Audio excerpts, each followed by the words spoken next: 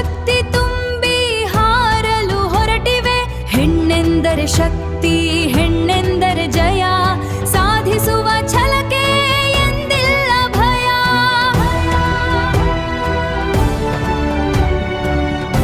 ಅಂತಾರಾಷ್ಟ್ರೀಯ ಮಹಿಳಾ ದಿನ ಇತಿಹಾಸ ಮತ್ತು ಮಹತ್ವ. ಇತಿಹಾಸ.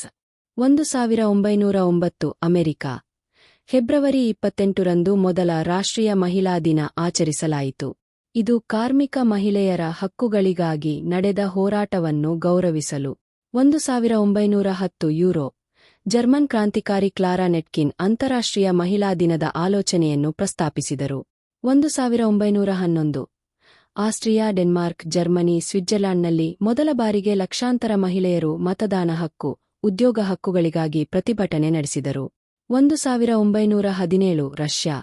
ಮಾರ್ಚ್ 8ರಂದು ಮಹಿಳೆಯರು ಬ್ರೆಡ್ ಮತ್ತು ಶಾಂತಿಗಾಗಿ ಪ್ರತಿಭಟನೆ ನಡೆಸಿದರು. ಇದರಿಂದ ರಷ್ಯಾ ಕ್ರಾಂತಿ ಪ್ರಾರಂಭವಾಯಿತು. ಈ ದಿನಾಂಕವೇ ನಂತರ ವಿಶ್ವದಾದ್ಯಂತ ಮಹಿಳಾ ದಿನವಾಗಿ ಸ್ಥಿರವಾಯಿತು. 1977 ಸಂಯುಕ್ತ ರಾಷ್ಟ್ರ. ಯುಎನ್ ಅಧಿಕೃತವಾಗಿ ಮಾರ್ಚ್ 8ನ್ನು ಅಂತಾರಾಷ್ಟ್ರೀಯ ಮಹಿಳಾ ದಿನವೆಂದು ಘೋಷಿಸಿತು. ಮಹತ್ವ. ಸಾಧನೆಗಳ ಗೌರವ. ರಾಜಕೀಯ, ವಿಜ್ಞಾನ, ಕಲೆ, ಉದ್ಯಮ, ಸಮಾಜ ಸೇವೆ ಎಲ್ಲ ಕ್ಷೇತ್ರಗಳಲ್ಲಿ ಮಹಿಳೆಯರ ಸಾಧನೆಗಳನ್ನು ಗುರುತಿಸುವುದು. ಸಮಾನತೆಗಾಗಿ ಹೋರಾಟ. ವೇತನ ಅಸಮಾನತೆ, ಉದ್ಯೋಗದಲ್ಲಿ ಭೇದಭಾವ, ಶಿಕ್ಷಣ ಮತ್ತು ಆರೋಗ್ಯದ ಹಕ್ಕುಗಳಿಗಾಗಿ ಜಾಗೃತಿ ಮೂಡಿಸುವುದು. ಜಾಗತಿಕ ಏಕತೆ. ವಿಶ್ವದಾದ್ಯಂತ ಮಹಿಳೆಯರ ಹೋರಾಟ ಮತ್ತು ಜಯಗಳನ್ನು ಒಟ್ಟುಗೂಡಿಸುವ ದಿನ. ವಾರ್ಷಿಕ ಥೀಮ್ಗಳು. ಪ್ರತಿ ವರ್ಷ ಯುಎನ್ ಒಂದು ವಿಶೇಷ ವಿಷಯವನ್ನು ಘೋಷಿಸುತ್ತದೆ. Gift gain 2026. ಇಂದಿನ ಸವಾಲುಗಳು. ಮಹಿಳೆಯರ ಮೇಲೆ ಹಿಂಸೆ, ನಾಯಕತ್ವದಲ್ಲಿ ಕಡಿಮೆ ಪ್ರತಿನಿಧಿತ್ವ, ಆರ್ಥಿಕ ಅಸಮಾನತೆ ಇವುಗಳನ್ನು ನಿವಾರಿಸಲು ದಿನವು ಪ್ರೇರಣೆ ನೀಡುತ್ತದೆ. ಪ್ರಪಂಚವನ್ನು ಬದಲಿಸುವ ಶಕ್ತಿ ಯಾರಿಗಿದೆ ಗೊತ್ತಾ? ಮಹಿಳೆಯರಲ್ಲಿ ಇದೆ. ಮಹಿಳೆ ಕೇವಲ ಮನೆಯ ಅಂಗಳದಲ್ಲೇ ಅಲ್ಲ.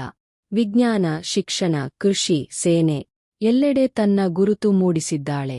ಒಂದು ಕಾಲದಲ್ಲಿ ಮಹಿಳೆಯರಿಗೆ ಮತಹಕ್ಕು ಕೂಡ ಇರಲಿಲ್ಲ. ಆದರೆ ಅವರ ಹೋರಾಟದಿಂದಲೇ ಸಮಾನ ಹಕ್ಕುಗಳ ದಾರಿ ತೆರೆದಿತು. ಇದನ್ನು ನೆನಪಿಸಿಕೊಳ್ಳಲು ಪ್ರತಿವರ್ಷ ಮಾರ್ಚ್ 8ರಂದು ಪ್ರಪಂಚವೇ ಮಹಿಳಾ ದಿನವನ್ನು ಆಚರಿಸುತ್ತದೆ. ಮಹಿಳೆ ಅಂದ್ರೆ ತಾಯಿ, ಪ್ರೇಮ, ತ್ಯಾಗ ಮತ್ತು ಶಕ್ತಿಯ ಪ್ರತಿರೂಪ.